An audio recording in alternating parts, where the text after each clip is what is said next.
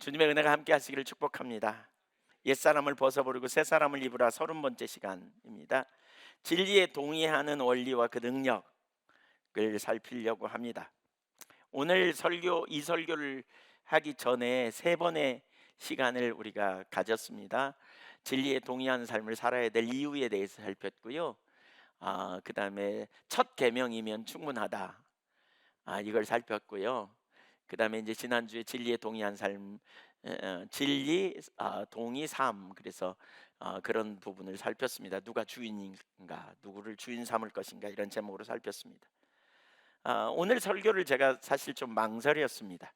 왜냐하면 이미 여러 번 했기 때문에 망설였어요. 이 설교를 해야 될 것인가, 아니면 이제 다음 하나님 인도하시는 다음 주제는 이제 세계관적인 이 부분을 좀 나누려고 했거든요. 근데 이 설교를 해야 된다는 생각이 들었어요. 여러분, 우리가 설교를 지식과 정보를, 그러니까 얻는 것이 우리의 설교가 아니라 그랬잖아요. 설교를 듣는다고 할 때 지식과 정보를 수집하는 게 아니라 그랬죠. 인격체 대신 하나님이 우리에게 주시는 메시지라고 그랬어요. 그래서 이 설교를 들으면서 오늘 하나님이 내게 주시는 메시지가 무엇인가를 들으려고 하셔야 돼요. 사실 오늘 이 설교는 정말 중요한 설교이고요. 반복해서 우리가 들어야 되고 또 적용해야 될 주제이잖아요. 어, 그 그래서 오늘 이 설교를 다시 이렇게 나누겠다, 이렇게 생각을 하게 됐습니다. 근데 일부 예배 찬양하는데 더 분명하게 하나님이 그걸 보이시더라고요. 그래서 설교를 듣고 또 하나님 말씀 앞에 나에게 주시는 메시지가 뭔가를 분명히 인식하고 삶을 조정하고 믿음으로 반응하고 이렇게 설 수 있으면 좋겠습니다. 첫째, 마음으로 순종함. 로마서 6장 17절을 보십시오. 하나님께 감사하리로다. 너희가 본래 죄의 종이더니 너희에게 전하여 준 바 교훈의 본을 마음으로 순종하여. 여기 아 이제 지난주에 이 부분 살폈죠. 교훈의 본이라는 말은 복음이라는 거고요. 복음을 받아들여서 죄의 종이었던 너희가 이제 의의 종이 되었다, 이런 메시지예요. 그래서 구원받았다, 이 얘기예요. 근데 여기 마음으로 순종하여라는 표현이 있잖아요. 이 표현이 그러니까 주석을 보니까, 페트라 주석을 보니까 이렇게 말하고 있어요. 이 표현은 바울이 로마서 10장 10절에서 마음으로 믿어 의에 이르고라고 언급했던 것과 같은 의미로 이해된다. 또한 히브리서 저자는 믿음과 순종을 동일선상에서 설명한다. 히브리서 3장 18절 19절 4장 2절 6절 이런 데 보면, 따라서 본 구절은 마음으로 순종하여라는 표현을 마음으로 받아들여 혹은 마음으로 믿어라고 번역해도 무방하다. 그러니까 믿어야 순종할 수 있잖아요. 그렇죠? 믿을 때 우리가 순종이 가능하잖아요. 지난주 살폈는데 순종은 먼저 마음으로 믿는 일에서부터 출발해요. 우리가 믿음으로 말미암아 교훈의 본을 받아들임으로 구원에 이르렀다면 구원받은 하나님의 백성들은 계속 믿음으로 말씀을 받아들이고 순종하는 일을 통해서 우리의 삶에 놀라운 변화가 일어나는 거죠. 그래서 우리 마음 안에서 진리에 동의하는 일로부터 출발해야 돼요. 그런 다음 순종하는 자리로 갈 수 있어요. 그러니까 순종 이전에 마음에서 동의하는 과정이 필요합니다. 순종 이전에. 우선 그 과정의 실제적인 이제 원리를 나누면 지성, 감정, 의지. 따라서 보세요. 지성, 감정, 의지. 이걸 잘 활용해야 되는 거예요. 첫째, 지성에서 일어나는 일입니다. 어떤 문제를 만나거나 어떤 상황을 만나면 우리가 결정해야 되잖아요. 어떻게 반응해야 되는지. 이때 우리가 뭘 찾아야 되냐면 하나님의 기준을 찾아야 돼요. 하나님의 뜻을 찾아야 돼요. 예수님이 내가 곧 길이요 진리요 생명이라 그러셨다 그랬잖아요. 그러니까 예수님이 진리이시기 때문에 우리는 진리 대신 주님을 따라가야 돼요. 그러니까 예수님을 길 삼아야 돼. 예수님의 인도하심을 따라가야 돼요. 그럴 때 뭐가 있다? 생명이 있다. 그래서 예수님이 생명인 거예요. 예수님이 진리이고 진리 대신 주님을 따라갈 때, 곧 예수님을 길 삼을 때 예수님이 우리의 생명이 되시는 삶, 여기에 강력한 능력이 있어요. 어찌 해든지 우리는 주님의 뜻을 자꾸 찾고 주님의 뜻을 자꾸 구하고 주님의 뜻이 뭔지 따라가야 생명이 있단 말이에요. 우리가 이걸 명백히 아는 게 중요해요. 고름이 잘 되지 않는다 이런 표현이 있죠. 적당히 덮고 넘어갈 일이 아니라 말씀의 토대 위에 서야 돼요. 우리가 그리스도인은 하나님의 말씀의 기초에서 분명히 서고 하나님의 뜻을 따라 가야 승리가 있어요.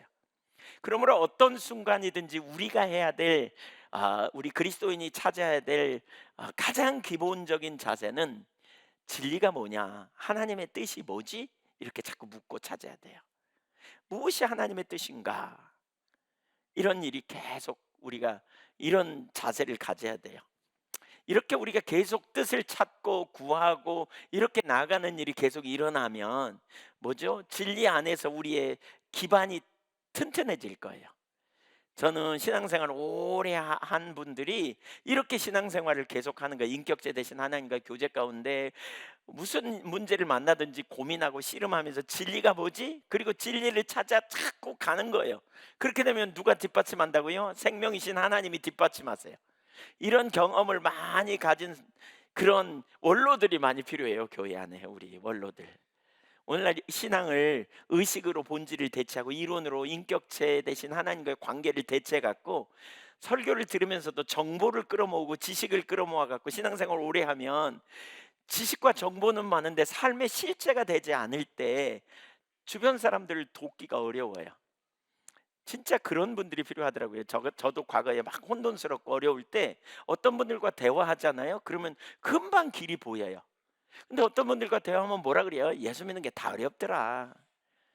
난 예수 믿기 어렵다고 보여. 막 이런 말을 해요. 이런 말. 제가 그런 말을 듣고 그런가 그랬는데 나중에 보니까 그럼 그분의 경험이 오르면 성경은 틀렸어요. 성경이 틀리지 않았어요. 여러분, 성경은 진리예요. 그러니까 마땅히 선생이 되어야 될, 예수 믿은 지 오래돼서 마땅히 선생이 되어야 될 텐데 여전히 도의 초보나 닦는 어린아이의 신앙에 머물러는, 이거 안 되잖아요. 신앙생활이 오래되면 될수록 하나님과 관계 가운데 씨름하고 또 진리를 따라가고 경험해보고 그리고 하나님을 만나고 이런 사람들이 옆에 있으면, 그쵸, 이럴 때 어떻게 해야 돼요? 이럴 때는 이렇게 하는 게 옳은 것 같아. 나는 그렇게 했더니 이렇게 하나님이 하시더라. 한마디만 하면 길이 보이는 거죠. 여러분, 이런 원로들이 많은 교회가 복된 교회야. 이런 우리 우리 다 그런 원로가 되십시다. 네, 주님과의 관계 안에서 이렇게. 제가 가끔 여기저기 가면 이렇게 저랑 만나자고 식사 한번 하자고 이런 분들이 꽤 많아요. 그래도 이래봬도. 네. 그러면 가끔 이런 얘기를 해요. 목사님, 그 30분만 얘기하면 답이 보여요. 이런 분들이 좀 있어요. 왜 뭐가 답이 보인다 그럴까? 보니까 그거예요. 저가 주님을 찾는 시간이 그렇게 많지 않았지만 우리 젊은이들이 정말 주님 찾고 막 주님과 교제하고 주님과의 친밀한 교제 가운데 그렇게 해서 정말 원로가 된다면 아마 주변 사람들이 되게 도움을 받을 거예요. 신앙생활을 신실하게 한. 그래서 영적으로 성숙된 사람이 참 옆에 있는 게 중요해요. 그런 공동체가 중요해요. 나에게 바른 길을 제시해 주는 공동체, 또 고민하고 혼돈할 때 뭐가 진리인지 가르쳐 주는 이런 공동체. 무엇보다 성령님을 의지해야 돼요. 성령은 우리를 모든 진리로 인도한다 그랬잖아요. 그렇죠? 예. 우리는 어떤 상황에서든지 진리를 붙들어야 돼요. 길을 찾아야 돼요. 하나님의 뜻을 찾아야 돼요. 거기에 승리가 있습니다. 믿습니까? 두 번째, 감정에서 일어나는 일입니다. 우리가 어떤 상황을 만날 때 즉각적으로 진리에 동의하는 삶을 살아야 승리가 있어요. 그런데 이게 어렵게 되는 문제가 있어요. 그게 뭐냐면 감정의 문제예요. 감정의 문제. 대부분의 경우에 감정. 아, 그 상황이 가져오는 감정, 그 상황과 연관된 욕심과 연관된 혹은 과거의 상처와 연관된 어떤 감정이 우리 속에 파도처럼 밀려오게 된다는 거죠. 쓰나미처럼. 그래서 진리가 뭔지 알아도 그냥 휩쓸어 버려요.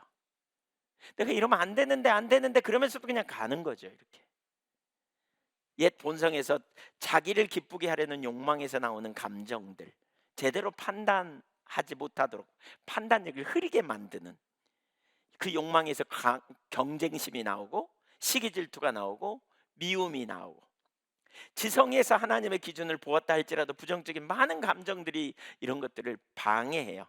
진리에 서는 삶을 못하게 막죠. 연민에 빠지게 한다든가, 분노가 온다든가, 억울한 감정이 있다든가, 막 이런 감정이 우리를 확 사로잡으면 진리를 따라가는 삶이 어려워요. 예. 제가 누군가를 미워하는 사람과 상담을 하게 됐어요. 근데 하나님은 용서하기 원하십니다라고 말했어요. 그랬더니 알아요. 근데 안 돼요. 이렇게 말했어요. 알기는 뭘 안다는 거죠? 진리를 안다는 거예요. 근데 안 된다는 건요, 이 감정에 의해서 처리가 안 된다는 거예요. 예, 억울해요. 예, 어떻게 그럴 수 있어요? 이렇게 막 나오는 거죠. 이제 막 이렇게. 그러니까 실제로 감정이 처리되지 않으면요, 진리를 따라가는 삶이 안 돼요. 또 이런 문제가 있어요. 이런 문제가 있어요. 이 감정의 문제와 연관해서 참 중요한 것 중에 하나는, 내가 지금 만난 문제에 대한 어떤 감정이 이 문제에 대한 감정만이 아니라는 거예요. 무슨 얘기냐? 과거에 어떤 받은 상처, 억울함, 혹은 뭔가 좀 이해할 수 없는 그러한 뭐 폭력을 당했다든가, 사기를 당했다든가, 무시를 받았다든가, 이런 수많은 과거의 상처, 그 상처가 해결되지 않으면 그 상처의 감정들이 남아 있단 말이에요. 그리고 그때를 생각하면 억울하니까 눈물도 흘리고, 그때를 생각나면 화도 나고, 그때를 생각하면 정말 이렇게 해줬어야 되는데 막 이런 생각이 올라온단 말이에요. 그런데 과거의 이 상처와 비슷한, 이 사건과 비슷한 어떤 일이 생기면, 이 사건은 사실 쬐그만 일, 별것도 아니에요, 어떻게 보면. 근데 과거의 이 상처가, 이걸 쓴뿌리라 그러거든요. 이 쓴뿌리에서 올라오는 상처가 현재를 해석해요. 현재의 상황을 해석해요. 그러니까 과거에 해결되지 않은 상처에게 뭐가 남았냐면 감정이 남았어요. 억울한 감정, 배신의 감정, 슬픔의 감정, 분노의 감정. 이 감정을 가지고 있다가 이 상황 비슷하지도 않아요. 어쩌면 약간 뭐 그런 뉘앙스가 있는 것마저도 이 감정을 가지고 이 현실을 해석해 버리는 거죠. 그러니까 별것도 아닌데 가스 폭발하고, 별것도 아닌데 뒤집어지고, 뭐 그런 분들이 있죠. 그래서 상처가 치유되지 않으면 폭탄이 많아요. 폭탄, 이 감정, 해결되지 않은 감정. 그래가지고 잘 얘기하다가 무슨 말 한마디에 뒤집어져. 그러니까 당하는 사람은 이해가 안 돼. 왜 저러지? 왜 저렇게 분노를 내나? 왜 저렇게 그냥 소리 지르나? 사실 소리 지를 일도 아니고, 사실 그렇게 분노낼 일도 아닌데 그런 일들이 막 일어나는 거죠. 그래서 치유가 중요해요. 상한 감정의 치유를 받는 건 그래서 중요해요.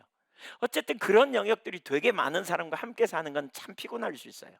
왜냐하면 현실을 다 과거로 해석하니까.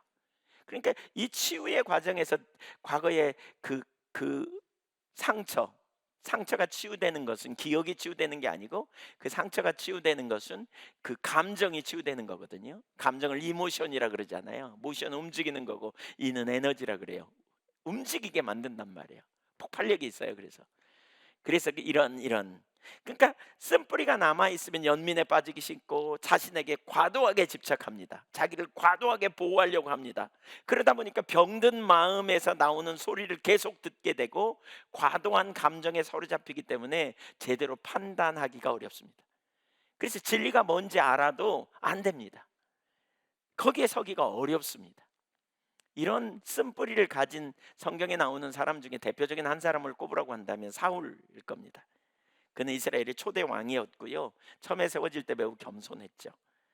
그러나 주님의 말씀에 불순종하고 하나님의 말씀에 자꾸 불순종하다가 결국 주님께 버림받게 되죠.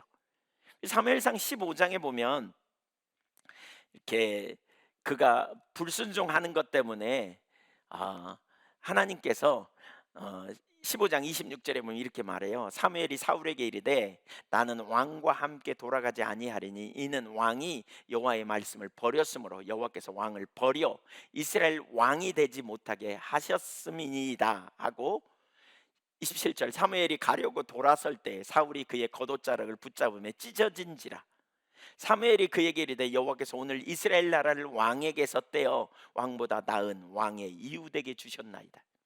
이스라엘의 지존자는 거짓이나 변개함이 없으시니 그는 사람이 아니심으로 결코 변개하지 않으심이니이다 하니. 사무엘에 의해 하나님께서 사울을 세웠잖아요, 왕으로. 그런데 그 사무엘을 통해 하나님이 사울을 버리시겠다고 지금 말씀하시는 거예요. 얼마나 사울의 마음이 충격이었겠어요. 그럼에도 불구하고 회개하지 않는 걸 보면 그의 마음이 참 강박했죠. 근데 그래서 참 이렇게 마음속에 버림받은 어떤 그런 노심초사함이 있었을 거예요.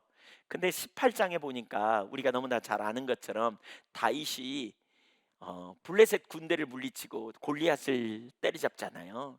그리고 돌아올 때 모든 그가 지혜롭게 행함으로 말미암아 군대의 장이 되고 온 백성과 그리고 사울의 신하들도 합당히 여기거든요.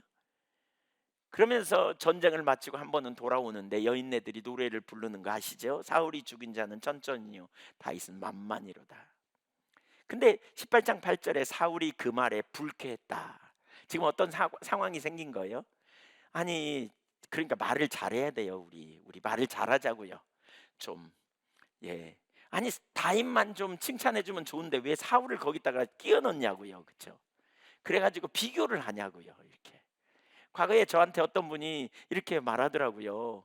제가 안 잊어버려요. 이 말에는 능력이 있습니다. 이거 안 잊어버려요. 목사님, 그 목사님 진짜 귀하고요, 설교도 참 잘해요. 거기까지는 제가 너무 너무 동의했어요. 아, 그러냐고, 참 잘됐다고. 그랬더니 그 다음에 뭐라 그러냐면 목사님보다 훨씬 잘해요. 근데 그 말이 안 잊어버리는 거 있죠. 이렇게 훨씬 잘해요, 이 말이. 세상에 어떻게 그렇게 뻔데 없이 말하냐, 이런 생각이 제가 이렇게, 누군지는 아마 해놓고도 잊어버렸을 거예요, 본인이. 네, 그분이 우리 교회에 다녀요, 현재. 네, 제가 뒤끝 있어요. 네, 아마 본인은 절대 모를 거예요, 본인은. 네, 왜냐하면 모르는 것 같더라고요, 제가 보니까. 네. 말을 잘 못할 때 우리가 다른 사람을 시험 들게 해요. 그래서 여러분 요즘 아이들이 학교 폭력 이런 거 있잖아요. 왜 말로 놀려 그냥 우습게 놀리지만 그 아이에게는 엄청난 상처가 될 수 있거든요. 그게 학교 폭력이에요, 여러분. 다른 게 폭력이 아니고요. 그 되게 중요해요. 말 잘하는 거, 이거 되게 중요합니다. 말을 좀 이쁜 말, 예, 말을 좀, 저도 이쁜 말을 원해요. 네, 하여튼 이런 일이 일어나잖아요. 주변에 성숙되지 못한 사람들이 있기 때문에 이런 일이 있어요. 그러면 다시 좀 사울이 불쾌할 수 있어요. 성질도 날 수 있어요. 거기까지 좋아요. 예. 근데 그 다음에 뭐 했느냐? 셀프 토크 하기 시작해요. 밤새 셀프 토크, 스스로 대화한다니까요. 자기가 이렇게 생각하고 이렇게 말하고 이렇게 말하고 이렇게 말하고, 그리고 결론은 엉뚱한 데 맺어버려요. 이게 정말 무서운 일이죠. 왜냐하면 쓴뿌리가 있어서 그래요. 있는 그대로 그냥 해석하고 그냥 축복하고 끊어버리면 좋은데, 나를 버리신다 그러더니 드디어 그 일이 일어나는군. 저놈을 내가 죽여야 되겠네. 여러분, 쓴뿌리를 가진 사울에게 다윗의 지혜와 다윗의 그 인기는, 사람들의 인기는 시기와 질투로 이렇게 사울을 괴롭힌 거예요. 그는 율법을 잘 알았을 거예요. 살인하지 말라는 말. 그가 가진 분노와 시기 질투의 감정이 하나님께 절대로 합당하지 않다는 것도 알았을 거예요. 그런데 바로 그 다음 순간 그가 한 행동을 보면 그는 진리가 전혀 보이지 않았어요. 그는 바로 그 다음 순간에 다윗을 죽이려고 했다는 거예요. 그리고 악령이 그에게 힘있게 임하고요. 그의 일생 동안 내내 남은 생에는 다윗을 죽이기로 작정하고 다윗을 죽이려고 쫓아다니는, 하나님 행하시는 일을 대적하는 일에 그가 쓰게 된 거죠. 그래서 여러분, 쓴뿌리를 우리는 조심해야 돼요. 우리가 어떤 일을 생각할 때 어떤 일이 만나고 거기에 대한 반응에서 우리의 감정을 잘 살펴봐야 돼요. 그래서 혼자는 잘 안 돼요. 그래서 누군가와 나눠야 돼요. 좋은 동역자가 필요해요. 그래서 내가 생각하는 게 옳은지 과한지 이런 걸 자꾸 들을 귀가 있어야 돼요. 이런 자세, 태도가 되게 중요해요. 그런 게 끊어져야 돼요. 모든 감정이 다 잘못된 건 아닙니다. 그러나 우리가 쓴 뿌리를 가지고 어떤 상황이나 환경을 해석하면 하나님의 말씀, 진리를 붙들기보다는 그 감정에 사로잡혀 우리가 말하고 선택하고 행동하기가 아주 쉽다는 거예요. 네. 쉽다는 거예요. 그래서 우리는 할 수 있으면 우리의 속마음, 우리의 깊은 것을 진짜 깊은 마음까지도 나눌 수 있는 동역자가 필요해요. 친구가 필요하고요. 그런 원로가, 그런 영적인 성숙된 사람 옆에 있는 그런 공동체가 필요해요. 여러분, 그런 사람을 꼭 두십시오. 아멘. 예, 진짜. 그러면서 자기 주장하지 말고 내가 이렇게 생각하는데 나에게 들으려고 하는 자세. 이 자세가 우리에게 참 필요해요. 세 번째, 의지의 영역입니다. 어떤 상황이나 문제를 만날 때 성령님은 우리를 진리로 인도하시지요. 요한복음 16장 13절에 모든 진리로 인도하시리라 그랬어요. 그러나 다음 순간 부정적인 감정이 그것을 보지 못하게 하거나 혼돈케 하여 진리에 동의하지 못하게 해요. 바로 그 순간은 우리의 의지가 참 중요해요. 우리가 무엇에 우리의 의지를 가지고 반응하느냐가 중요합니다. 진리에 반응할 수 있는 이유는 우리가 그리스도 안에서 우리는 죄에 대해 죽고 하나님께 대하여 산 자이기 때문에 그렇습니다. 로마서 6장 11절을 보면 그렇게 말하거든요. 바꿔 말하면 이 말이 뭐냐? 그리스도인이기 때문에 그래요. 우리는 그리스도인이에요. 그리스도인. 갈라디아서 5장 24절에도 보면 이렇게 표현해요. 그러니까 육체를 쫓지 말고 성령을 쫓아 행하라. 5장 16절 이하에서 쭉 얘기하면서 그렇게 할 수 있는 핵심 동기가 뭐냐? 능력이 뭐냐? 5장 24절입니다. 읽어볼까요? 시작. 그리스도 예수의 사람들은 육체와 함께 정욕과 탐심을 십자가에 못 박았느니라. 여기 정욕과 탐심, 육체와 함께 죄된 본성과 함께 정욕과 탐심을 못 박은 자다. 그래서 우리는 진리를 따라 갈 수 있다. 그러니까 감정의 혼돈이 있을지라도 진리에 우리의 의지를 적극적으로 드려야 합니다. 믿음으로 반응하는 거예요. 의지가 수만된 적극적인 반응이 있어야 돼요. 적극적인 반응. 갈라디아서 5장 16절 이하면 내가 이르노니 너희는 성령을 따라 행하라. 그리하면 육체 욕심을 이루지 아니하리라. 너희가 해라 그러잖아요. 우리의 의지가 중요하다니까요. 의지가. 8장 12절. 로마서 8장 12절. 그러므로 형제들아 우리가 빚진 자로 내 육신에게 져서 육신대로 살 것이 아니니라. 너희가 육신대로 살면 반드시 죽을 것이로 내 영으로서 몸의 행실을 죽이면 살리니. 누가 해야 돼요 이거? 내가. 무릇 하나님의 영으로 인도함을 받는 사람은 곧 하나님의 아들이라.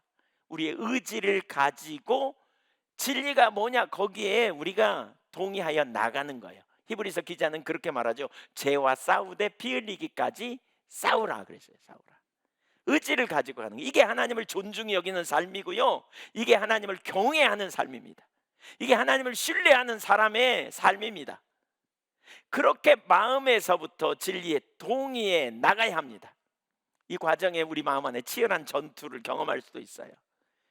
예, 우리 감정의 싸움, 진리와 감정의 싸움이 우리 마음 안에서 일어날 때 뭐가 진리인지 우리가 그래서 나누지만 동역자가 필요해요. 하나님이 우리를 도우시고 하나님이 우리를 빚어가실 거예요. 로마서 6장 19절도 한번 볼까요? 의지의 중요성입니다. 시작. 너희 육신이 연약함으로 내가 사람의 예대로 말하노니 전에 너희가 너희 지체를 부정과 불법에 내주어 불법에 이른 것 같이 이제는 너희 지체를 의에게 종으로 내주어 거룩함이라. 여기 내주어 그 말이 뭐예요? 의지를 거기다 드려야 한다는 거예요. 의지를. 우리의 의지를 드리시기를 축복합니다. 아멘. 자, 이제 설교를 빨리 끝나냐 계속 하느냐 기로에 섰습니다. 진리에 동의한 삶이 쉬워요, 어려워요? 쉽다 손 들어보세요. 어렵다 손 들어보세요. 네, 그래서 설교가 계속돼야 합니다. 근데 쉬우면 뭐 더 이상 할 게 없어. 근데 어려워 안 되기 때문에 문제예요. 그래서 제 설교가 왜 긴지 아시겠죠? 네, 죄송합니다. 네. 두 번째, 믿음의 순종이 어려운 이유. 진리에 동의한 삶이 어려운 이유가 있어요. 그 이유 세 가지를 좀 볼까요? 네, 왜 어려울까? 첫째, 진리를 알지 못하기 때문에 그래요. 되게 중요한 말입니다. 진리를 잘 몰라서 그래요. 진리가 무엇인지 알아야 되잖아요. 그래야 진리에 동의하잖아요. 근데 진리가 뭔지를 잘 몰라. 무지한 거죠. 진리를 알지니 진리가 너희를 자유롭게 하리라 그랬는데 진리를 몰라. 그러니 무슨 진리에 동의하겠어요? 진리를 모른다는 말과 관련해서 두 가지 영역에서 살펴보기 원하는데 생각할 수 있는데, 하나는 성경적 지식이 없다는 말이기도 해요. 진리를 모른다는 말은 성경적 지식이 없다는 것을 의미해요. 성경적 지식을 잘 몰라. 이론적 지식은 있는데 성경적인 실제적인 지식이 없는 거죠. 아니, 그러니까 이론적 지식도 없는 거죠. 예, 말을 잘못했습니다. 성경은 진리이기 때문에 우리가 하나님의 뜻을 발견하기 위해서는 성경을 알아야 돼요. 자꾸 성경을 부지런히 읽고 연구하고 성경을 듣고 성경에서 하나님의 길을 찾기 위해서 또 성경을 읽고 이렇게 부지런히 해야 돼요. 여러분, 성경을 부지런히 읽으시기 바랍니다. 성경을 많이 읽어야 돼요. 예. 근데 거기서 끝나지 않아요. 두 번째가 있어요. 무지한 이유가 뭐냐? 성경적 지식은 있지만 그것이 다만 이론적 지식에 그친다는 거예요. 이론적 지식으로 머무르기 때문이에요. 그러니까 그렇게 되면 진리가 실제가 되지 못해요. 그러니까 실제가 되려면 이게 필요해요. 어, 어려운 위기 상황에 하나님의 말씀, 곧 하나님의 진리가 그 어려운 상황에 적당한 시기에 적당하게 적용하고 붙들고 나갈 수 있어야 되거든요. 근데 이게 안 되는 거예요.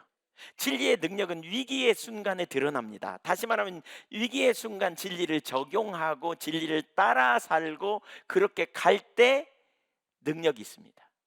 근데 그렇게 못하는 거예요. 성경적 지식은 머릿속에 다 가득해요. 근데 실제적인 삶의 적용을 못 시켜요. 그러면 진리를 아는 게 아닌 거죠. 어떤 자매님과 이렇게 이야기를 하는 중에 심한 죄책감이 있다는 걸 제가 알게 됐어요. 상담하다가. 그래서 하나님과 친밀함도 자유함도 없었어요.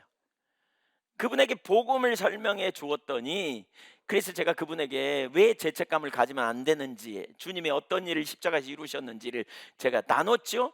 그랬더니 이분이 이렇게 별로 집중 안 해요.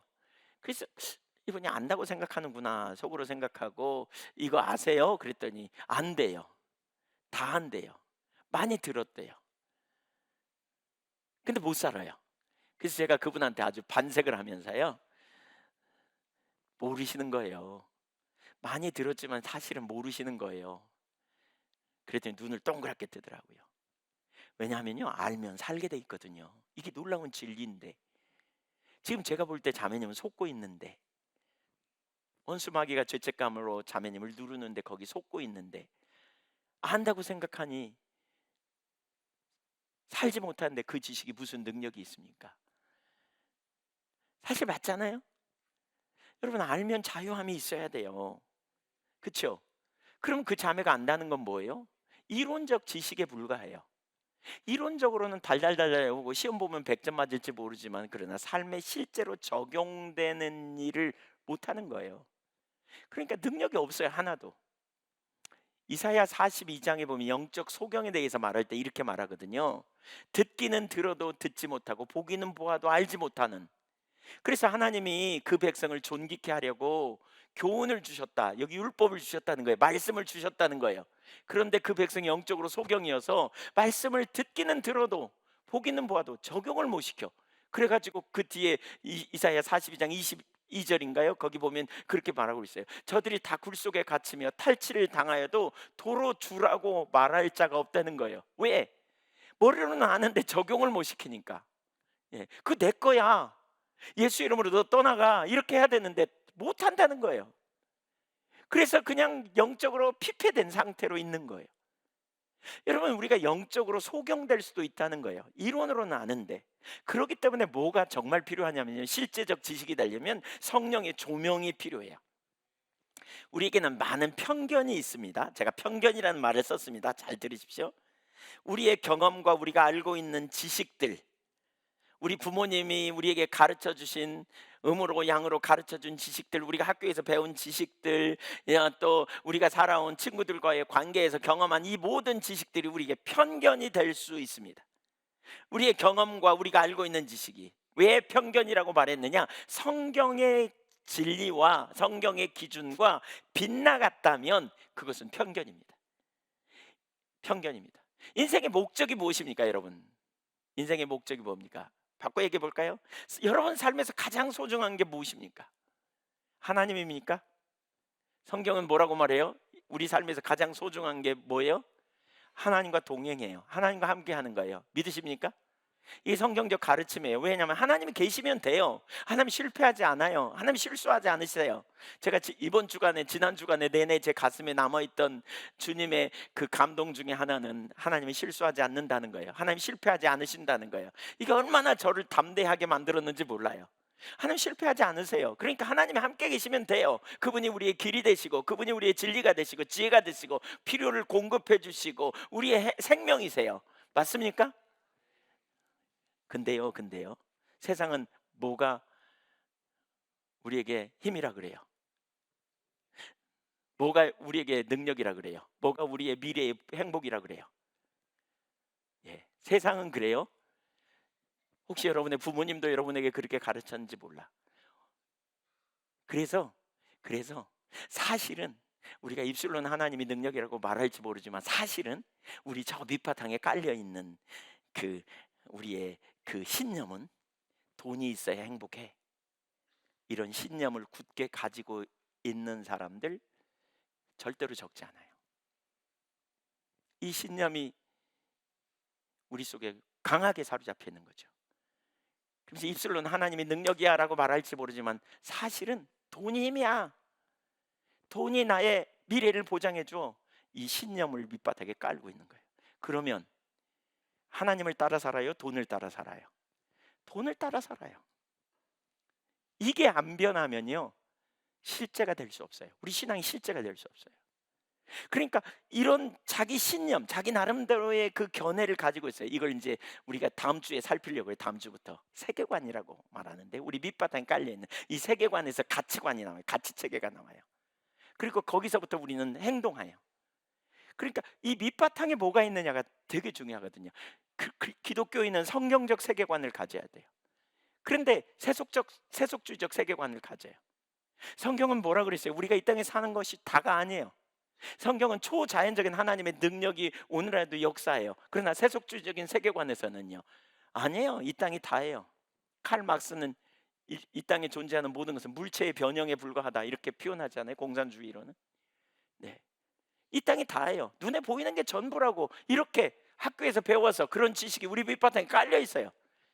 초자연적인 능력? 성경이 그렇게 말하니까 아멘 하지만 실제적으로는 그런 거 별로 안 믿어요. 기도에도 응답된다 이런 거 별로 안 된 그런 세계관 속에서 우리가 살고 있단 말이에요.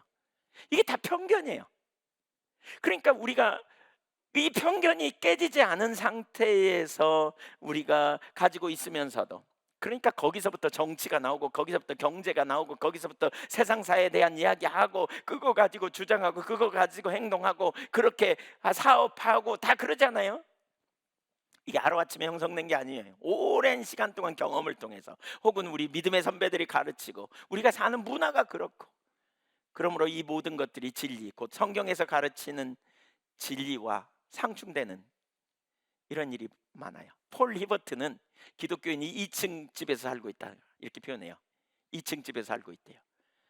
주일날은 2층에서 살고 나머지 날은 1층에서 살고. 무슨 얘기인지 아시죠? 주일날은 하나님께 아멘하고 나머지 삶은 1층에서 제멋대로 살고. 그러니까 삶에 능력이 없는 거예요. 그런데 이론으로 성경 좀 배웠다고 변하겠어요? 지식으로 성경 좀 배웠다고 그 삶이 바뀌겠냐고요? 여러분, 안 바뀌어요. 그렇게 해서 안 바뀌어요. 그래서 뭐가 필요하냐? 성령의 조명하심이 필요해요. 그래서 그 성령의 조명으로 하나님을 알게 될 때, 그 하나님을 아는 가운데 믿음으로, 그 다음 우리가 하나님을 알므로 믿음으로 잘 정말 위험부담이 있지만 순종하고, 또 손해보는 것 같지만 순종함을 통해서 하나님을 경험으로 한 번 알고, 두 번 알고, 세 번 알고, 이런 과정이 있어야 믿음이 자라가요. 시간이 되게 오래됐어. 예수 믿은 지 오래됐어. 지식은 풍부해. 근데 신앙적으로는 여전히 어린아이 수준을 못 벗어나는 사람들 결코 적지 않습니다. 지적으로는 아멘이에요. 근데 삶에서는요, 절대 그렇게 못 살아요. 왜? 경험해 본 적이 없어, 하나님을. 그러니까 그래서 우리가 겸손해야 돼요. 왜 무지한 줄 아세요? 이런 여러 가지 요인이 있어요. 이제 다음 주부터 우리가 시리즈로 세계관에 대한 영역 쭉 살펴볼 거예요. 얼마나 심각한지 하나하나 좀 더 성령님이 비춰주시면 좋겠어요. 우리 청년들이 어떤 세계관을 가지고 있는지, 기독교 세계관이라고 본인은 굳게 믿는데 사실은 알고 보면 서구적 세계관, 요즘 포스트 모더니즘의 영향으로 가득 쩔어 있어요.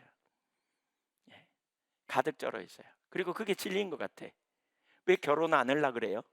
왜 애 안 낳으려 그래요? 기독교 세계관은 그렇게 말해요. 생육하고 번성하고 땅에 충만하라 그랬어요. 근데 싫어. 내가 그렇게 하면 손해 보는 것 같아. 내 인생이 힘들어. 그 어디서 나온 세계관이냐? 그게 포스트 모더니즘적 세계관입니다. 예, 포스트 모더니즘에서 나온 세계관입니다. 그러니까 그 세계관을 가지고 우리가 행동하고 말하고 행동하고 그럽니다. 거기다 성경적 지식 좀 넣었다고 삶이 변화되냐? 안 변합니다. 그래서 사실 오늘날 우리가 능력이 없어요. 진리에 동의하는 거, 진리를 안다, 이론입니다. 하나님이 전능하시다? 믿습니까? 아멘 해요. 근데 실제로는 전능하신 하나님에 대해서 몰라. 그분에 관한 몇 가지 지식만 갖고 있을 뿐이야. 그러니까 모르니까 실제로 삶에서는 적용을 못 시키는 거죠. 안 가는 거예요. 염려 여전히 하고 여전히 억울한 일이 생기면 내가 내 힘으로 원수 갚으려고 그러고 맡기고 포기하고 안 하는 거죠. 안 하는 거죠. 왜요? 편견이 가득해서요. 그래서 우리가 자꾸 겸손해야 돼요. 겸손.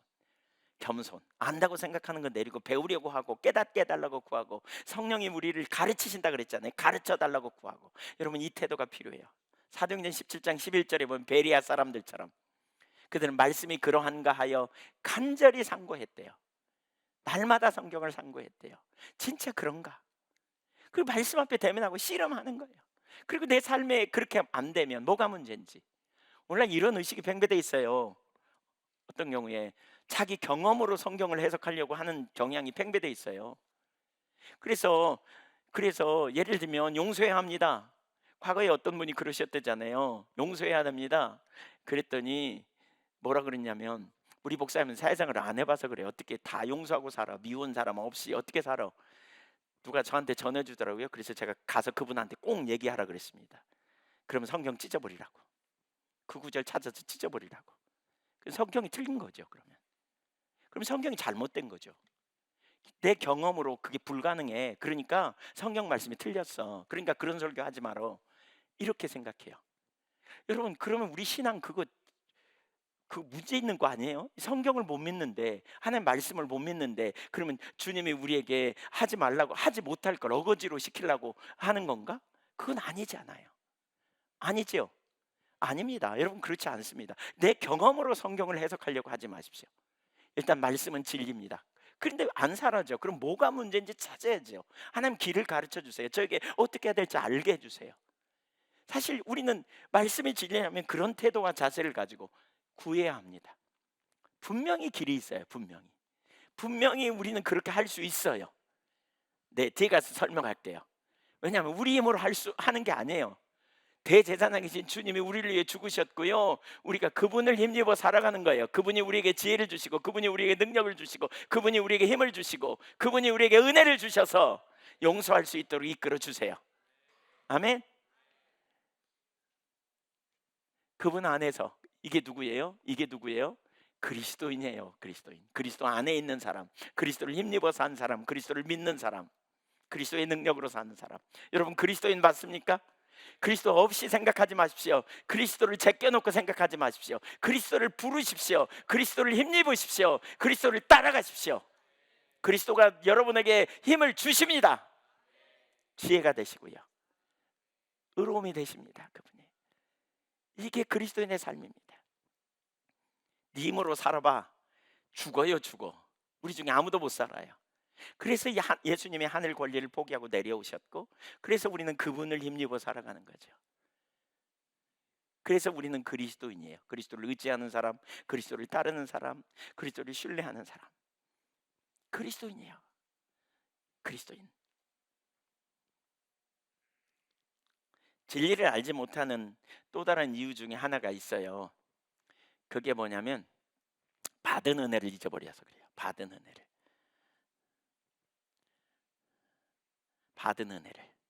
하나님 은혜를 여러분에게 많이 주셨어요? 맞습니까? 그렇다면 그 은혜를 항상 기억해야 돼요.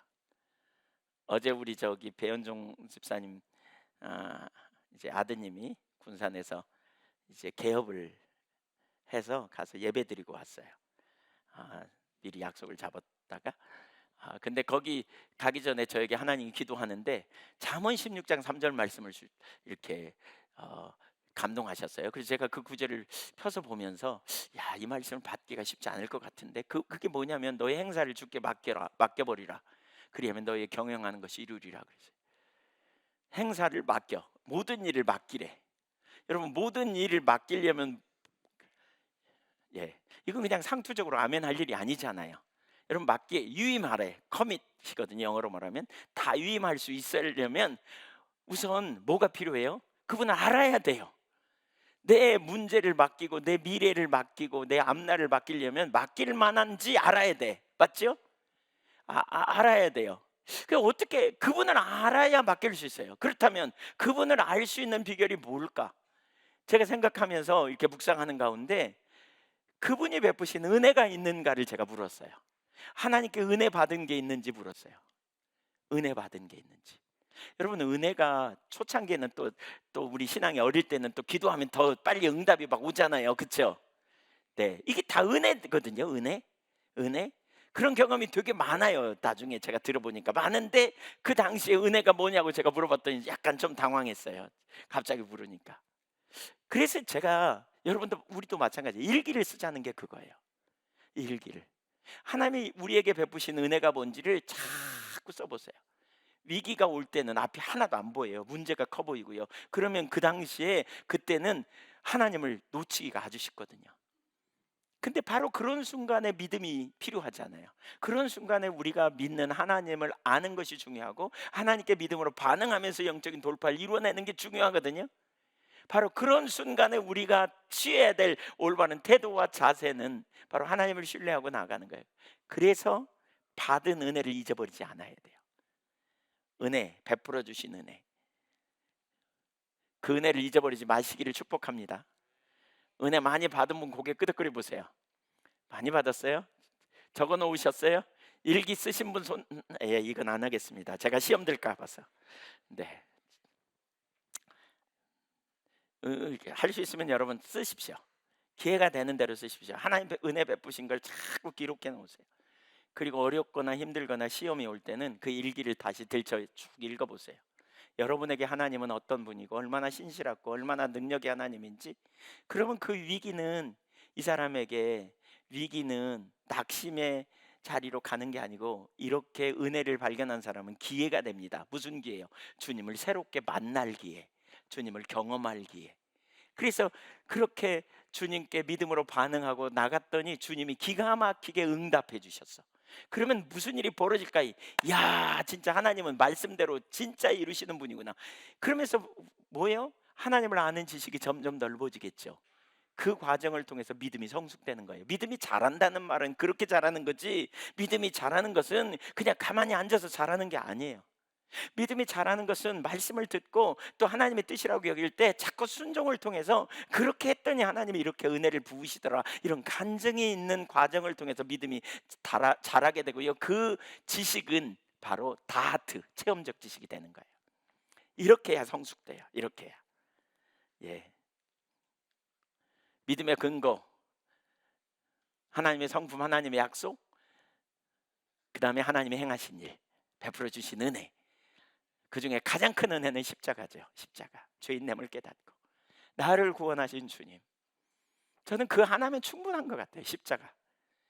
근데 십자가를, 이 은혜를 깨닫기 전에 자잘하다 그래서 죄송합니다. 하여튼 기도응답, 그것도 작은 은혜가 아니죠.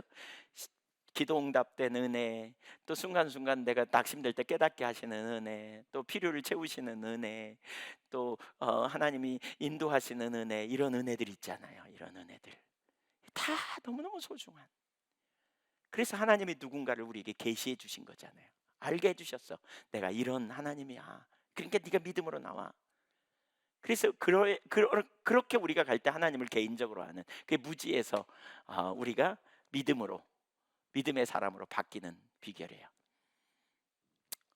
네. 자, 오늘 돌아가시거든 솔직히 아직 안 하신다면 받은 은혜를 한번 정리해 보세요. 은혜는 되게 많이 받은 것 같은데 적어보려고 그랬더니 5가지도 안 적혀. 그럴 수 있어요. 은혜는 많이 받은 것 같은데 적어보려고 그랬더니 2가지도 안 적혀. 이럴 수도 있어요. 왜냐? 다 잊어버려서 그래요. 그러면 안 돼요. 그걸 잘 적어보세요. 하나님이 내게 베푸신 은혜 1번, 2번, 3번, 4번 계속. 네. 두 번째 순종이 어려운 이유를 지금 나눕니다. 첫 번째는 하나님을 그러니까 뭐죠? 진리를 몰라서 그렇다. 무지해서 그렇다. 두 번째, 순종하는 것이 어려운 이유는 우리 삶에서 내가 하나님 아닌 다른 것에 순종했는데 그것이 우리 삶에서 권위를 갖기 때문입니다. 로마서 6장 16절 보세요. 너희 자신을 종으로 내주어. 여기도 내주어라는 단어가 현재형이거든요. 계속 반복해서 내주어 그 말입니다. 내가 무엇에게 계속해서 내주었어. 어떤 감정이나 어떤 욕심이나 어떤 경향에 자꾸 내줬어. 그러면 무슨 일이 있느냐? 그 순종함을 받는 자의 종이 되는 줄 너희가 알지 못하느냐? 혹은 죄의 종으로 사망에 이르고 혹은 순종의 종으로 의에 이르느니라. 예를 들면 시기 질투. 이게 올라올 때마다 그냥 시기 질투를 내가 그냥 제어하지 않고 거절하지 않고 계속 시기 질투를 받아들여 갖고 그냥 거기에 빨려갔어. 그러면 시기 질투가 우리 안에서 그냥 습관이 됐어. 시기 질투의 습관이 있다는 거야. 악한 습관이죠. 예, 욕심 부리는 습관, 남 후욕하는 습관, 비난하는 습관, 부정적인 말하는 습관, 이런 거 다 어떤 두려움의 감정이 올 때 그 두려워할 때마다 도망가 버렸어. 그러면 두려움이 밀려오면 벌써 도망가는 이런 게 우리 가운데 습관이 된 거예요. 왜? 그것이 내가 반복적으로 그렇게 반응해 준 그것이 내 삶에서 주인 노릇해요. 내 삶을 통치해요. 내 삶을 휘둘러요. 왕 노릇한단 말이에요. 주님의 기준이 뭔지 알매도 불구하고 내가 그동안 주님의 말씀에 순종하는 삶이 아니라 마음과 육체에 원하는 욕심에 순종하고 자기중심에 순종하고 세상에 순종하고, 그러니까 왕노릇하는 거예요. 그것이 내 삶에서 왕노릇한다는 거예요. 네, 무슨 얘기인지 아시죠? 네, 네, 모르시나요? 네, 이 권위에 대해서 말할 때마다 제가 꼭 이 얘기를 합니다. 1985년에 제가 군대를 제대했습니다. 육군 병장을 제대했습니다. 그런데 제대한 지 20년 만에 같은 부대에서 만난 이제 근무했던 같은 부대 같은 상황실에서 근무했던 선임을 만났습니다. 나이도 같고 학번도 같고 그가 3개월 선임이었어요. 상황실에 근무했어요. 그와 아주 오랜만에 만남인데도 여전히 저에게는 그가 선임이었습니다.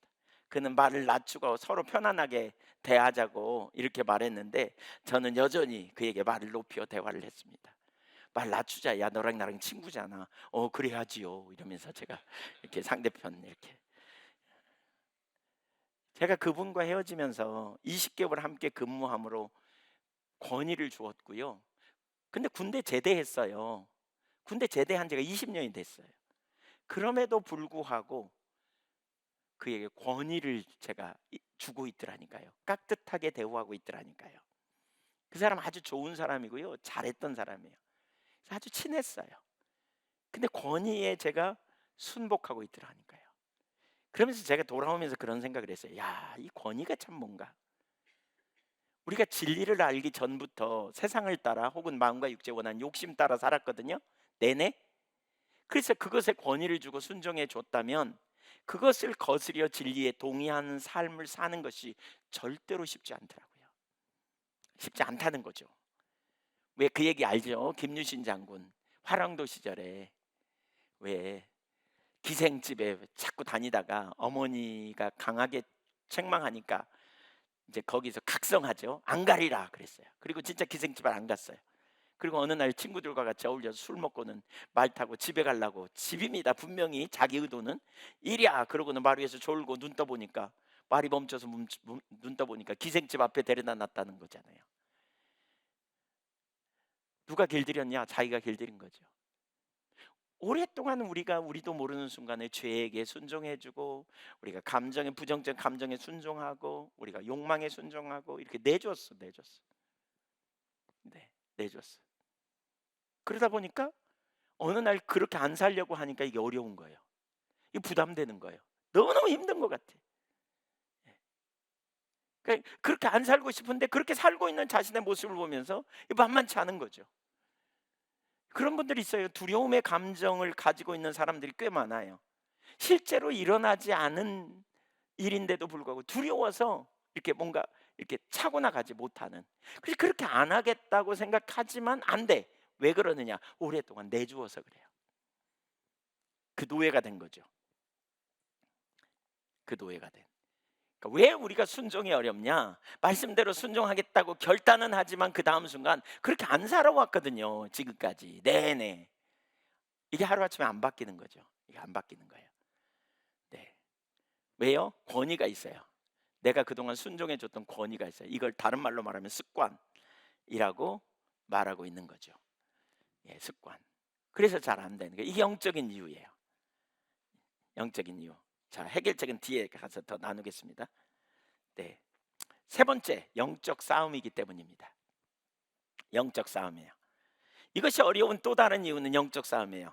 마귀는 요한복음 8장 44절에 보면 너희는 너희 아비 마귀에게 속하였나니 저는 처음부터 살인한 자요 거짓말장이니 거짓의 아비가 되었음이라, 이런 표현을 내요. 마귀는 누구라고요? 거짓말의 아비. 오늘날로 말하면 원조예요. 그러니까 마귀를 이기는 비결은 진리를 알아야 돼요.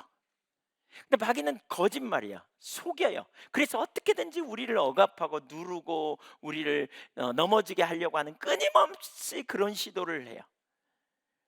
그렇기 때문에 우리가 그 진리를 보지 못하도록 가로막는 원수의 회방이 있다는 걸 기억해야 돼요. 원수 마귀의 회방이 있어요. 그러니까 끊임없이 넘어지게 하려고 하는. 그래서 진리에 동의하는 삶이 뭔지 모르게 하고 뭐가 진리인지도 모르게 하고 자꾸 넘어지게 하려고 하는, 보지 못하게 하는. 고린도후서 4장 4절 한번 읽어보겠습니다. 고린도후서 4장 4절을 우리 같이 한번 읽어보겠습니다. 시작. 그 중에 이 세상의 신이 믿지 아니하는 자들의 마음을 혼미하게 하여 그리스도의 영광의 복음의 광채가 비치지 못하게 함이니 그리스도는 하나님의 형상이니라. 아멘. 우리가 사는 세상이, 따라서 영적 전쟁이 있다. 마귀가 보여요? 안 보이죠. 안 보여요. 보이는 분은 좀 수상해요. 예, 뒷조사가 필요해요. 마귀 안 보여요. 안 보여요. 그렇지만 영적인 세력이 있다는 걸 우리는 인식해야 돼요. 영적인 세력이 있어요. 그 영적인 세력이 우리로 진리 가운데 서지 못하게 하고 우리를 혼돈에 빠지게 하고 우리의 삶을 넘어지게 하고 어떻게든지 억압 가운데 묶어두려고 그러고 부부 가운데 어떻게든지 이간질해서 부부를 찢어지게 만들려고 그러고, 예, 왜곡시키려고 하고, 그 진리로 자유케 되는 삶, 믿음을 갖지 못하게 하고, 이런 시도가 있다는 걸 기억해야 돼요. 그래서 믿지 않는 자들의 마음을 혼미케 한대. 그러니까 여러분, 불신은 더 불신을 낳아요. 믿으면 자꾸 믿음을 가요. 그래서 의심이 올 때 여러분, 그걸 의심을 무조건 받아들이면 안 돼. 원수 마귀가 의심을 넣어주는구나 이렇게 생각하고 예수 이름으로 의심은 떠나가라 이러면서 믿으려고 하는 자가 더 진리를 알게 돼요. 마귀가 자꾸 우리에게 혼미케 하는 어둠을 집어넣을 수 있다는 걸 기억해야 돼요. 기억해야 돼요. 그러니까 진리로 따라 사는 삶이 어려운 이유이기도 해요. 세 가지를 살폈어요. 첫째 뭐라고요? 무지해서 그렇다. 진리를 몰라서. 두 번째 뭐 때문이다? 영적 권위가 있기 때문이다. 우리가 그동안 하나님의 말씀의 권위를 준 게 아니고 뭐에? 육체와 마음에 원하는 욕망에, 세상의 가치관에 우리가 너무 많이 내줬어. 자꾸. 그러니까 진리를 따라 서는 삶이 안 되는 이유가 거기 있는 거예요. 그 다음에 세 번째 뭐다? 네, 영적 전쟁이 있기 때문이다. 그래요. 세 번째, 이제 마지막 세 번째입니다.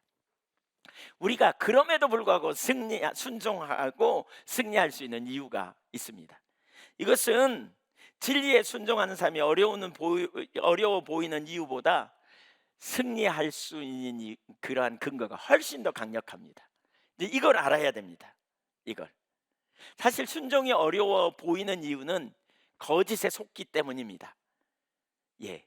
우리는 순종할 수 있는 이유를 진리의 기초에서 세 가지를 살펴보려고 합니다. 첫째, 우리는 죄에 대해 죽은 자이기 때문입니다.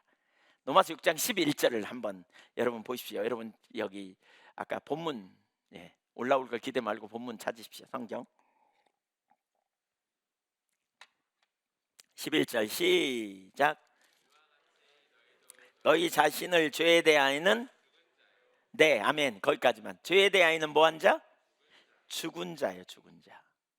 우리 옛사람 예수와 함께 십자가에 못 박인 것은 우리가 다시는 죄에게 종로로 타지 않게 하리 함이라 그랬어요. 6장 6절을 보면 종로로 타지 아니하게 하려고, 죄에게 종로로 타지 아니하게 하려고, 죄의 몸이 죽어 죄에게 종로로 타지 않게 하려고, 죄의 종로로 타는 삶에서 벗어나게 하려고 그랬어요. 그러니까 죄의 몸이 죽었다는 말에는 두 가지 의미가 있는데요. 하나는 뭐냐면 죄의 책임을 하나님이 당신의 아들에게 다 쏟아 부으셔서 우리는 더 이상 예수 그리스도 안에서 죄의 책임을 감당할 이유가 없어요. 왜냐하면 우리 주님이 다 감당해 놓으셨어요. 믿으십니까? 두 번째로는 죄의 권세를 깨뜨렸어요.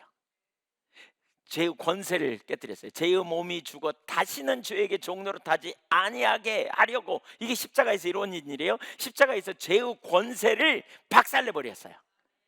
죄의 권세. 죄의 권세가 죽었어요. 우리는 더 이상 우리 삶에서 죄가 과거에 내가 너의 주인이었어 라고 주장할 수 있는 권세가 깨져버렸다는 거예요. 예. 완전히 사라졌어요. 우리는 죄에 대해 죽고 육신에 대해 죽었어요. 율법과 육신에 대해 죽었다고 하는 사실을 기억해야 돼요. 그래서 로마서 6장 14절을 보세요. 거기 그렇게 말하고 있습니다. 큰 소리를 읽어봅니다. 시작. 죄가 너희를 뭐하지 못할 거다? 예, 죄의 종로로 탄 삶이 끝났어요. 왜냐하면 죄가 우리를 할 수 없어요. 이제 죄가 과거에는 우리가 죄에게 순종해서 따라줬는데 이제는 죄의 권세가 끝났다는 거예요. 왜냐하면 너희가 법 아래 있지 않기 때문에, 은혜 아래 있기 때문이라. 얼마나 강력한 표현인지 모르겠어요. 죄가 왕노릇 할 수 없어요. 안 된다고 말하지 마세요. 여러분, 안 된다고 말하지 마세요. 예수님이 십자가를 무력화시키는 말이에요. 우리는 이미 죄에 대해 죽었다. 죄에 대해 죽었다. 여러분, 용서하려고 하는데 용서가 잘 안 되잖아요. 그러면 이렇게 선언하세요. 난 죄에 대해 죽은 자다. 나는 주님의 종이다. 이제 말씀을 따라 내가 순종할 수 있다. 말씀이 나의 주인이다. 하나님이 나의 주인이다.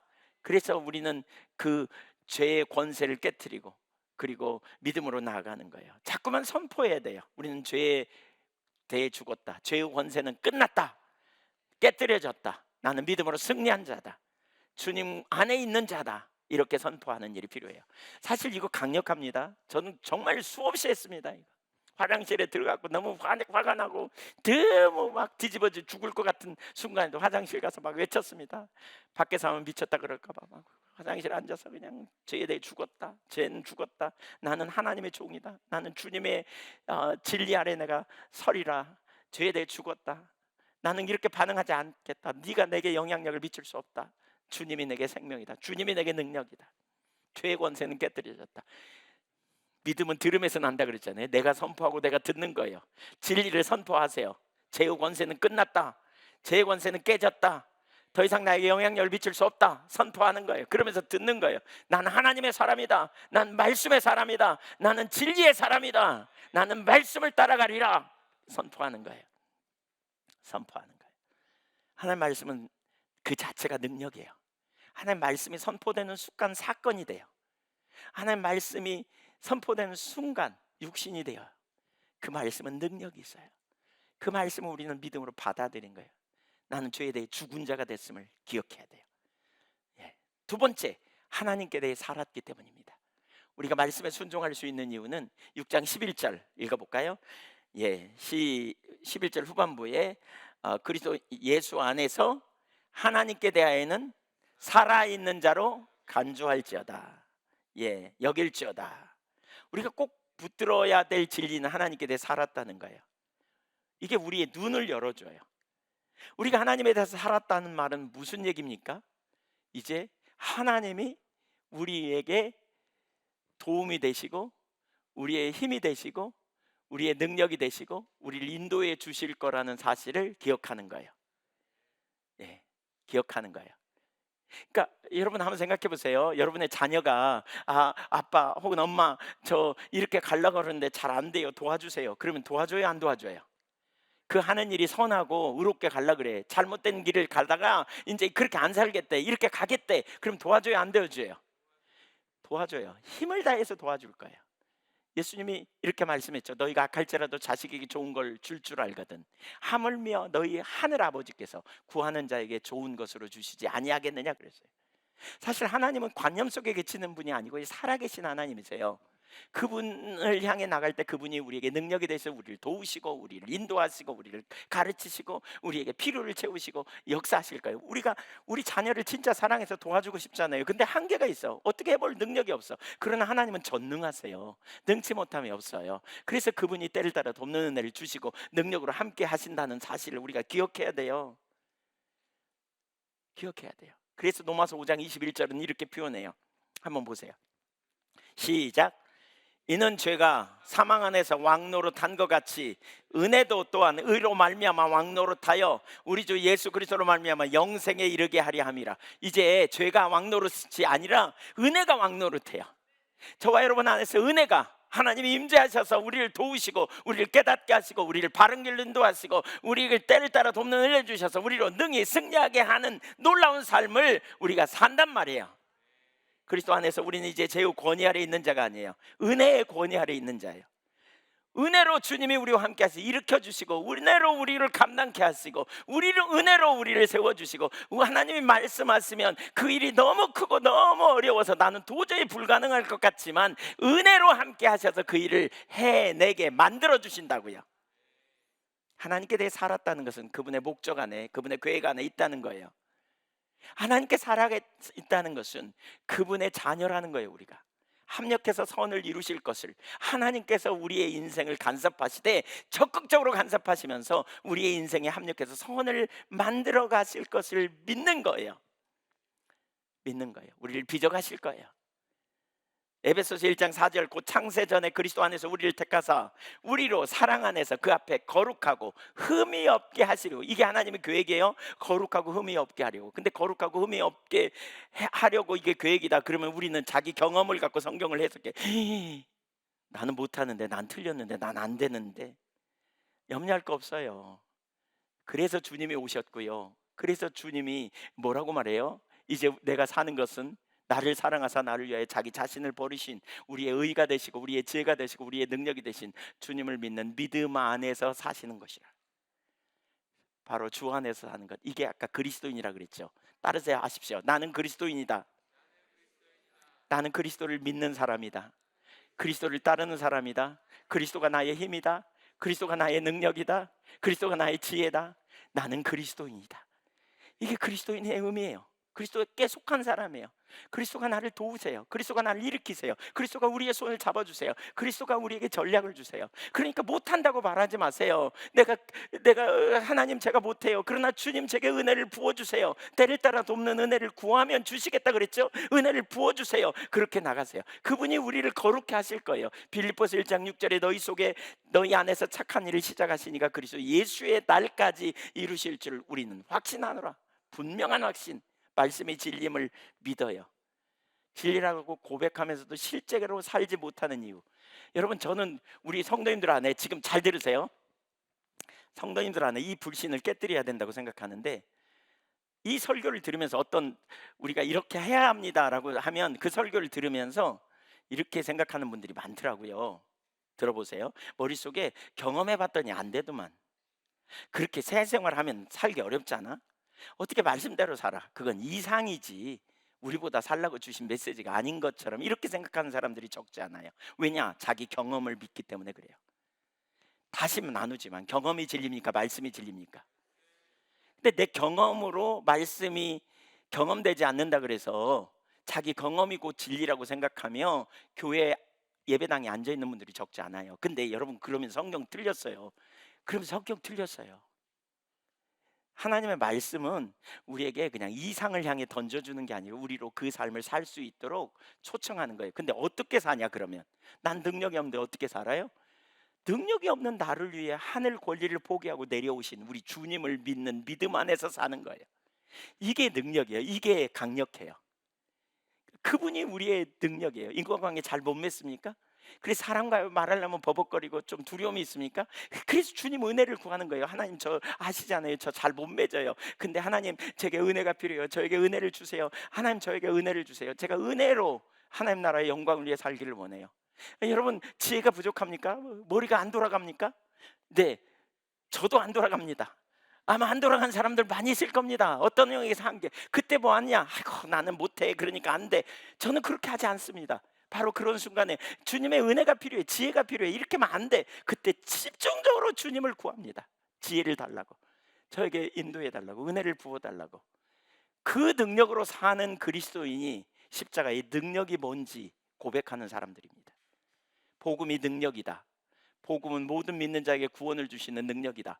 복음을 모든 믿는 자에게 삶에서 놀라운 능력이 된다. 이게 실제로 경험되어졌으면 좋겠어요. 아멘. 우리가 그 삶을 살아야 돼요. 그 삶을. 뭐 내내 이렇게 살았더니 세상이 호락호락한가, 뭐 아이고 말씀대로 살려고 해봤더니 안 되더만. 그리고 머릿속에 딱 결론을 내리고 설교 예배 들으면 한 발도 못 갑니다.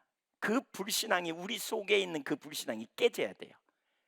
나는 못하지만 주님은 능력이다. 그 초점이 거기 가야 돼요. 예. 제가 참 기가 막힌 체험을 요즘 합니다. 그 체험이 뭐냐면, 설교를 진리에 동의하는 삶의 이유 한 다음에 이 부분 설교하려고 그랬거든요. 근데 그 바로 다음 주간에 무슨 설교했냐면, 첫 계명이면 된다, 이 부분 설교했어요. 제가 왜 갑자기 이 설교를 하지?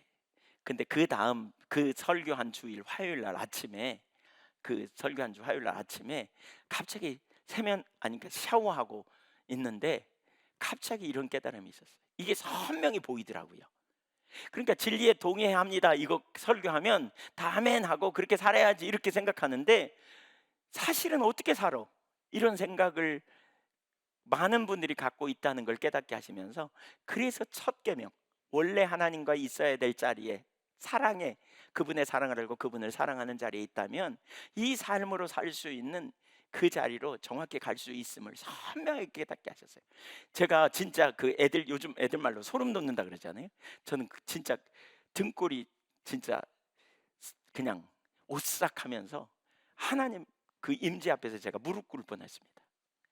샤워하다가 너무나 선명하게 이렇게 하나님이 인도하시고 계시구나. 이 너무 놀랍더라고요. 너무 놀랍더라고요. 주님이 우리에게 능력이에요. 12제자 보내면서 그냥 보내셨나요? 권세와 능력을 주셨잖아요. 너희는 이 모든 일의 증인이야 라고 말하면서 그냥 보내셨나요? 위로부터 성령이 비올 때까지 기다리라고 그러셨잖아요. 주님이 우리를 보내면서 그냥 보내지 않아요. 우리가 하나님께 대해 살아있다? 이건 어마어마한 얘기예요. 그런데 많은 그리스도인 줄 머릿속에요, 하나님이 안 계셔. 머릿속에 어리석은 자는 그 마음에 이르기를 하나님이 없다 하도다. 입술로는 하나님 계시다고 바르지만 실제 삶에서는 하나님 안 계신 것처럼 행하는 사람 정말 많죠. 이걸 실천적 무신론자라고 말하거든요. 실천적 무신론자. 우리의 삶에 하나님이 얼마나 능력인지, 우리가 하나님을 올바로 하는, 너무너무 중요합니다. 주님을 온전히 믿으시기를 축복합니다. 주님의 능력, 하나님께 살았다. 따라서 하나님께 대하여 살았다. 나는 하나님이 나와 함께 계신다. 하나님이 나의 지혜요 능력이다. 믿습니까? 하나님 돌아가신 것처럼 반응하지 말자고요. 시간이 꽤 지나서 마지막 세 번째는 간단하게 말하겠습니다. 우리가 진리에 순종할수록 진리의 권세가 나타납니다. 믿음은 근육과 같아요. 아까 우리가 악에게 순종했잖아요. 죄에게 순종했잖아요. 그랬더니 죄의 종이 됐다 그랬잖아요. 이제 우리가 진리에 순종하기 시작해. 우리의 삶에서 말씀에 순종하기 시작해. 하나님 뜻에 자꾸 순종하기 시작해. 그러면 무슨 일이 벌어지겠어요? 우린 누구의 종으로 바뀌겠어요? 말씀의 종이에요. 하나님의 종이에요. 의의 종이에요. 모든 진리 가운데 인도하신 성령의 사람이 되는 거예요. 성령의 사람. 이걸 뭐라 그러느냐, 이걸 지금 설명할 시간이 없어서 자세히 설명하기 어려운데 이게 바로 성령 충만한 삶이에요. 에베소서 5장 18절에 성령 충만을 받는 삶이에요.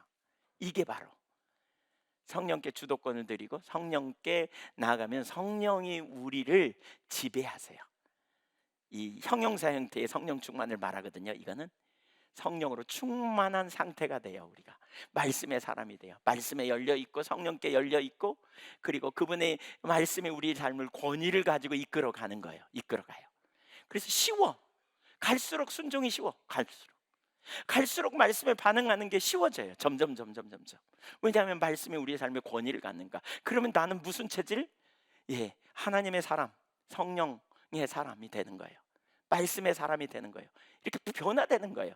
그래서 사랑이라고 화평 오래 참음 자비 양선 충성 온유 절제의 삶이 내 성품이 되고, 그것이 자연스럽게 우리 가운데 맺어지게 되는 거죠. 맺어지게 돼요.